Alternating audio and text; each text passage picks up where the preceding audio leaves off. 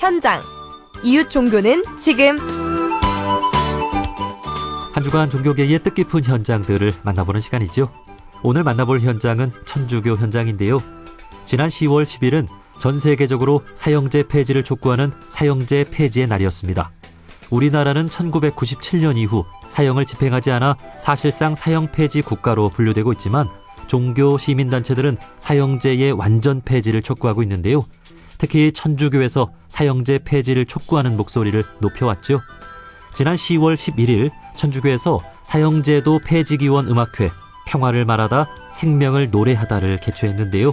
자세한 이야기 천주교 서울대교구 사회교정사목위원회 위원장이신 정민하 신부님과 나눠보겠습니다. 신부님 안녕하세요. 네, 안녕하세요. 예, 반갑습니다. 처음 인사드립니다. 네, 반갑습니다. 예, 네. 먼저 간단한 소개와 인사 한 말씀 좀 부탁드립니다. 네, 원음방송 청취자분들 안녕하십니까. 저는 천주교 서울대교구에서 교정사목위원회를 맡고 있는 정민하 신부라고 합니다. 예, 반갑습니다. 네, 반갑습니다. 교정사목위원회라고 하면 그 교도소 수용자들을 위한 교정교화를 담당하는 곳이라고 보면 될까요? 예, 그렇습니다. 저희 교정사목위원회에서 주로 활동하는 내용은 감옥에 계신 분들을 찾아가서 함께 기도해주고 또 위로해주고 또 그들의 이야기를 들어주는 사목 활동을 주로 하고 있고요. 또 수용자 가족분들 중에 혹시 생계가 어려우신 분들을 찾아가서 또 지원하는 사업도 하고 있습니다. 그리고 또 출소자 분들 중에서 생계가 어려우신 분들 또 지원하고 특히 또 범죄로 피해를 입으신 분들도 지원하는 활동도 하고 있습니다. 네, 네. 정말 그 종교가 필요한 그런 역할을 해주고 계시는군요. 아, 네. 예. 오늘 천주교의 사형제 폐지 운동과 관련해서 이야기를 좀 나눠보려고 하는데 이 사형제 폐지 운동도 그 교정사목위원회가 앞장서서 목소리를 좀 내오고 있죠.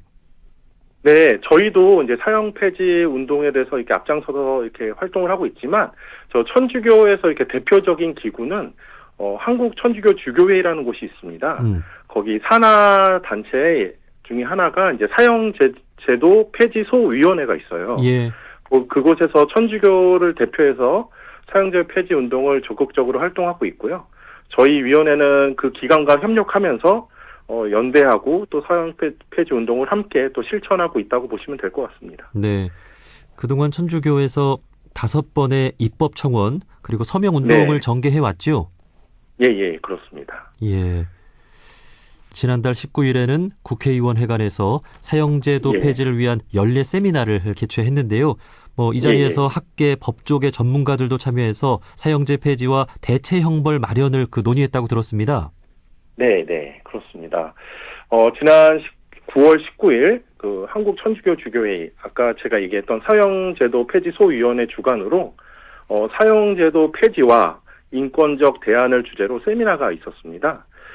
그동안 국회에서 발의되고 계류하기를 반복한 사형제도 폐지에 관한 법안들은 주로 이제 가석방이 없는 종신형, 곧 절대적인 종신형의 사형의 대체 형벌로 되어야 한다는 것이 이제 골자였는데 사형제 폐지를 향한 우리 사회 결단이 여전히 더딘 가운데 가석방 가능성이 있는 상대적 종신형이 인권적 관점에서 사형제도의 그런 바람직한 대안이라는 목소리를 이번 세미나에서 이렇게 주로 의견을 나누면서 또 그 안에서 인권의 존엄성이 무엇인지를 함께 토론하는 자리였습니다. 네, 사형제를 폐지하고 대체 형벌을 마련하기 위한 그 입법 논의까지 지금 되고 있는데 천주교계뿐 아니라 종교계 전체 그리고 또 우리 인권단체들도 사형제 폐지를 목소리를 높이고 있잖아요.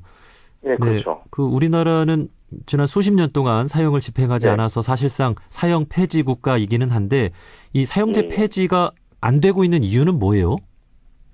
근데 여러 가지 이제 사회적인 좀 분위기도 있고 또 이렇게 정치적인 좀 입장도 여러 가지 좀 복잡한 부분이 있어서 이게 또 의견이 또 이렇게 발의가 돼도 여전히 법사위원까지 이렇게 통과가 안 되는 또 부분들이 많이 있습니다. 그래서 일단은 사회적 합의가 먼저 돼야 되는데 그런 부분에서 여러 가지 의견들만 제시할 뿐 여러 가지 입장 차이만 이렇게 느껴지는 부분들이 많다 보니까 이게 지지부진한 부분들이 많은 것 같습니다. 네. 네.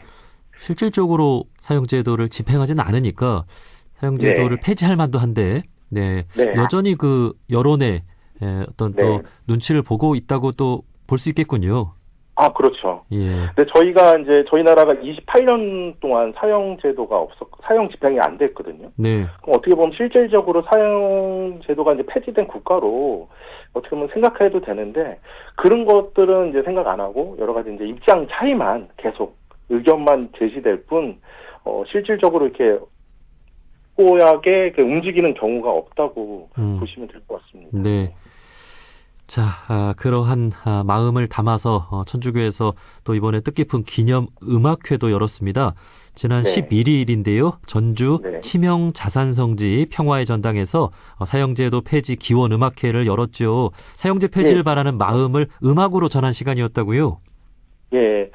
지난 몇 년 동안 계속 1년에 한 번씩 사용제도 음악 폐지를 위한 음악회를 이렇게 하고 있는데요. 이번엔 전주 치명자산 성지에서 했습니다. 어떻게 보면 천주교에서 의미 있는 곳이거든요. 예. 많은 천주교 신앙의 선조들이 그 목숨 바쳐 신앙을 지켰던 평화로운 곳입니다.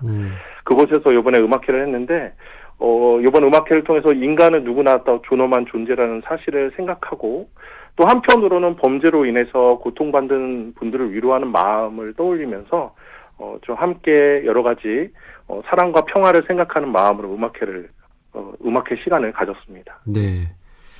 자, 우리 종교는 공통적으로 그 누구라도 새 사람이 될 수 있다는 가능성과 희망을 갖고 있는 것 같습니다. 신부님도 네, 이 그렇습니다. 교정 교화를 하시면서 그렇게 느끼고 계신가요? 예, 그렇습니다. 저는 이제 여기서 활동한 지 한 2년 반 좀 안 됐는데요. 제가 이제 많은 구치소나 교도소를 이렇게 왔다 갔다 하면서 이렇게 가장 크게 느끼는 것은, 사람은 변화될 수 있다는 믿음이 단순한 이상이 아니라 실제라는 점입니다. 죄 안에서 무너졌던 이들도 누군가가 자신을 포기하지 않고 바라봐 줄 때, 조금씩 변화되어 간다는 것을 많이 느끼고 보곤 합니다. 근데 그게 바로 종교는 그 가능성을 열어주는 문 같습니다. 거기서 볼 때. 예. 그래서 인간은 믿음을 통해서 누구나 존엄한 존재라는 것을 이렇게 느끼고, 누구도 마지막까지 버려지는 존재가 아니라는 것을 생각해 볼 때, 제가 교정교화 활동을 하면서 여러 가지 희망적인 그런 생각을 많이 하는 것 같습니다. 예. 사실 사람은 누구나 실수할 수 있고 죄를 저지를 수 있죠. 네. 그리고 뭐 사람이 변하지 않는다고 하면 종교가 무슨 필요가 있겠습니까? 얼마든지 네, 새로운 삶을 살 수 있고 새 사람이 될 수 있다는 가르침을 우리 종교가 주고 있는데요. 우리 신부님도 이렇게 교정교화를 하시면서 조금씩 이렇게 변해가는 그런 모습도 좀 보고 그러신 거예요? 그렇죠. 저뿐만 아니라 이제 같이 이렇게 활동하는 이제 저희 봉사자분들이 좀 많이 계시는데, 네.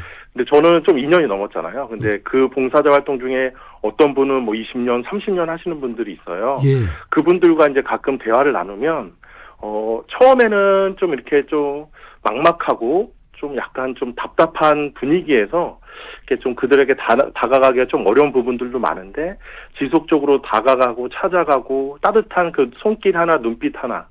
근데 그런 부분들이 계속 쌓이다 보면 어느 순간 그분들이 좀 밝은 마음으로 다가온다는 것이에요. 예.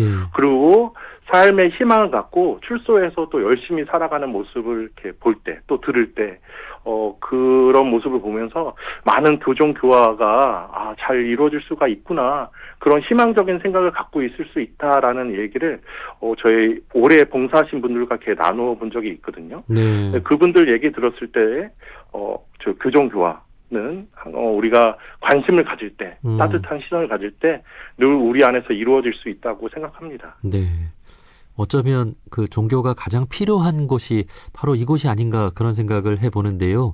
최근에 그 어떤 신부님과 또 인터뷰를 했는데 그 신부님께서는 그 사람이 이렇게 죄를 짓는 것이 뭐 부모님이나 이렇게 사회로부터 충분한 사랑을 받지 못해서 그 좀 이렇게 그런 잘못을 저지르는 경우가 있고, 그 받지 못한 사랑을 종교가 또 우리 종교인들이 많이 준다면 사람은 변할 수 있고 또 그런 말씀을 또 해주셨어요. 예. 예, 아주 예. 교정 교화가 꼭 필요하다는 그런 생각이 듭니다. 그 교정 교화는 뭐 여러 이웃 종교들도 또 같이 하고 있지요. 아, 그렇죠. 제가 이제 가는 교도소나 구치소 보면 여러 다양한 이제 종교 분들이 이렇게 오셔서 같이 활동하고 있습니다. 예. 네. 자, 이 교정 교화를 하시는 분들처럼 우리 사회도 이렇게 용서하고 또 받아들이는 마음이 필요하지 않나 하는 생각이 듭니다. 자, 마지막으로 우리 사회가 좀 따뜻한 사회로 나아가기 위해서 좀 어떤 노력이 필요하다고 생각하시는지 한 말씀 부탁드립니다. 네. 저는 일단 우리 사회가 좀 따뜻해지려면, 제가 이제 활동하는 이제 교정, 교화의 관점으로 이렇게 생각해 보면, 먼저 이렇게 사회적 약자와 또 수용자를 포함한 모든 이의 존엄을 존중하는 마음이 먼저 자리 잡아야 된다고 봅니다. 그리고 어떤 처벌과 단죄보다는 회복과 화해를 중심으로 두는 시선이 또 필요하고, 또 사회 곳곳에 존재하는 여러 가지 상처를 함께 짊어지려는 공동체적인 연대가 살아나야 한다고 생각됩니다. 이러한 작은 실천들이 모였을 때 좀 사회가 좀 더 온도가 높아지는, 즉 따뜻해지는 것 같습니다. 네. 자, 우리 모두 조금씩 그렇게 좀 이해하고 양보하는 마음을 갖고 살아갔으면 좋겠습니다. 자, 네. 천주교 서울대교구 사회교정사목위원회 위원장이신 정민하 신부님과 말씀 나눠봤습니다. 신부님, 오늘 말씀 고맙습니다. 네, 감사합니다.